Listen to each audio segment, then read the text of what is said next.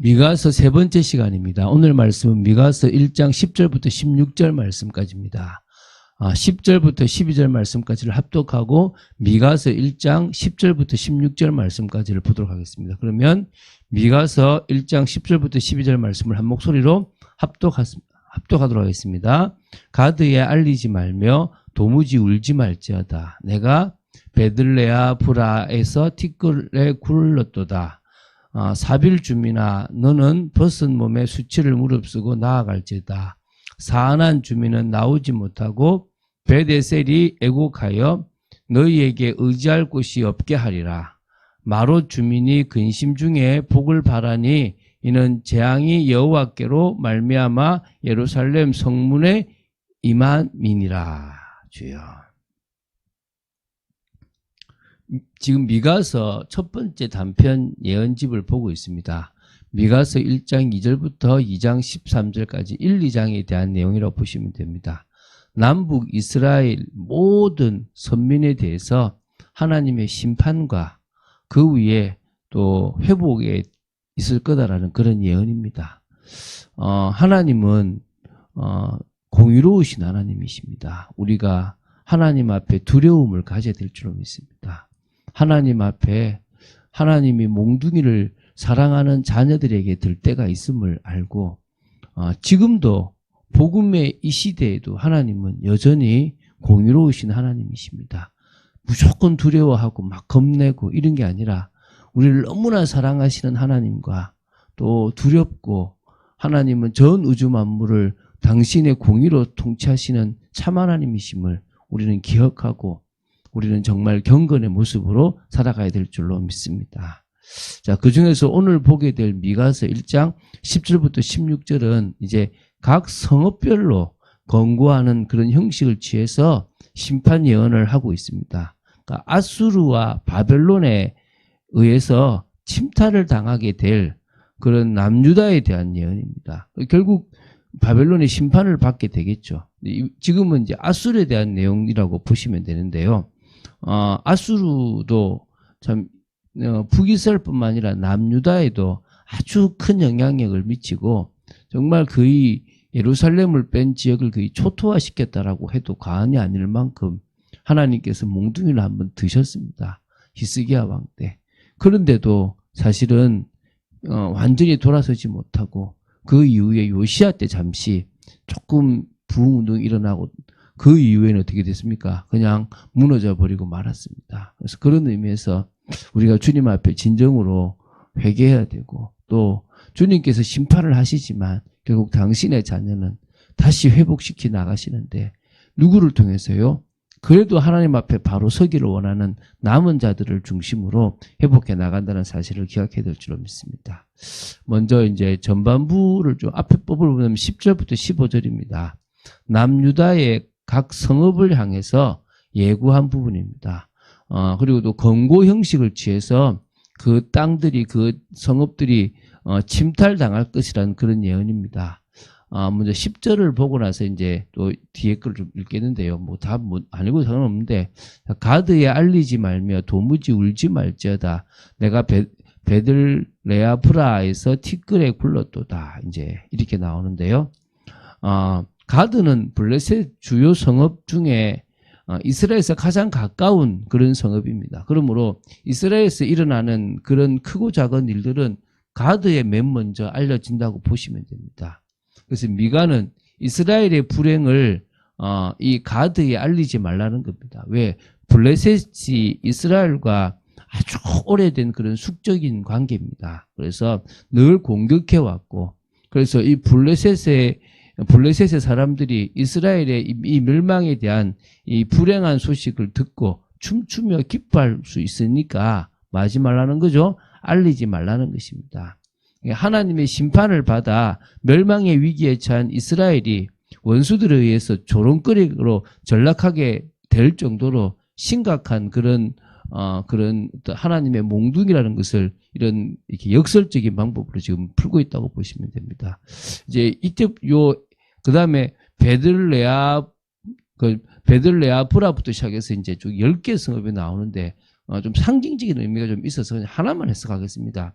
베들레아 브라라는 부분은요, 원문에 그냥 집과 먼지를 의미하는 히브리어 단어가 좀 결합된 먼지의 집, 또 혹은 먼지가 많은 도시라는 그런 의미입니다. 이게 사실 어느 지역인지는 잘 몰라요. 근데 그냥 그 고대 근동에서 먼지를 뒤집어 쓰는 행위나 흙 위를 구르는 행위가 사람의 죽음이나 도시의 멸망과 같은 크나큰 비극을 경험한 자가 처절하게 슬퍼할 때 하는 표현적인 행위라고 이렇게 많이 나옵니다.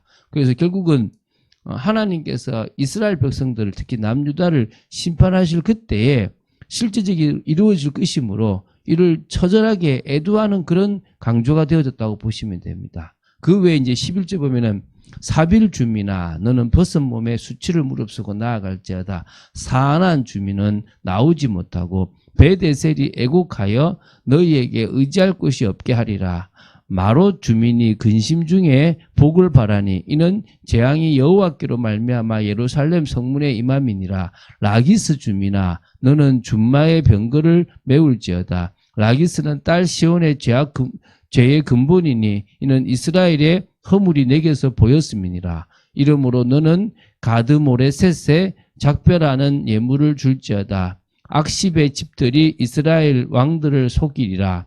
마레사 주민이 내가 장차 너를 소유할 자로 내게 이르게 하리니 이스라엘의 영광이 아둘람까지 이를 것이라. 여기 보면요, 한 대략 10개가 나와요. 베들레아브라, 사빌, 사아난, 베데셀, 마롯, 예루살렘, 라기스, 가드모레셋, 악십의 집, 그리고 마세라. 10개의 지명이 지금 제시되고 있거든요. 이거는 아수르의 침공으로 말미암아 침탈당할 성읍을 지금 10개로 지금 제시했는데요. 이 10이 완전한 수라는 그런 의미가 있습니다. 그래서 언어 유희를 사용해서 결국은 실제적으로 이 예루살렘을 제외한 그 예루살렘도 있지만 모든 그 성읍들이 다 비참한 일을 당하게 될 것이라는 부분들을 지금 표현해 놨습니다. 그래서 결국 아수르가 남유다를 침공했을 때 유다 온 성들이 침탈당할 그런 부분들을 얘기했거든요. 그래서 북이스라엘을 멸망시킨 아수르가 22년 만에 다시 이제 남유다까지 멸망시키려고 계속 이렇게 쳐들어옵니다. 그때가 히스기야 제13대 왕 히스기야 14년인데요. 그때가 대략 BC 한 701년 정도였다고 보시면 됩니다. 이때 유다의 46개 성을 순식간에 완전 회파시키고 마지막으로 예루살렘 성을 포위했던 열왕기하 18장 19장에 나오는 내용이라고 보시면 됩니다. 근데 여기서 봐야 될 의미가 또 있는데 뭐냐면 분명히 가나안 땅은 약속의 기업입니다. 근데 그 땅이 처절하게 통곡 슬퍼하는 그런 땅이 될 거라고 10절에 나오고 있고요. 또 수치를 당하며 자유를 박탈당하게 될 땅이다라고 11절의 앞부분에 나오고요. 어떤 희망도 기대할 수 없는 불모지가 될 것이다라는 것이 11절 뒤쪽과 12절에 나오고요. 재앙이 임하여 버리고 신속히 도주해야 될 땅이 될 거라는 게 13절에 나오고요. 강탈을 당하는 곳과 불안과 위기가 가득한 땅으로 변할 것이다라는 것이 14절, 15절에 나오는 거예요. 장차 대적들의 침공으로 말미암아서 선민에게 주어지는 이 약속의 땅, 약속의 기업이 처절히 짓밟히게 될 것이라는 예언을 보여주는 거예요. 하나님은 항상 미리 말씀을 하시는 거예요. 이 시대에도 똑같이 하나님은 여러분의 앞에 하나님은 늘 하나님이 먼저 알게 하시려고 합니다. 근데 이게 알게 할 수 있는 귀가 없으면 못 듣는 거예요. 여러분, 우리가 영적으로 왜 깨어 있어야 되냐면 하나님은 우리에게 말씀하시길 원하신다는 거예요. 자, 그래서 이제 16절입니다. 그게 이제 이 10절부터 16절의 이제 뒷부분인데요. 남유다 전체를 향한 권고 형식의 이제 포로로 갈 거다라는 예언입니다.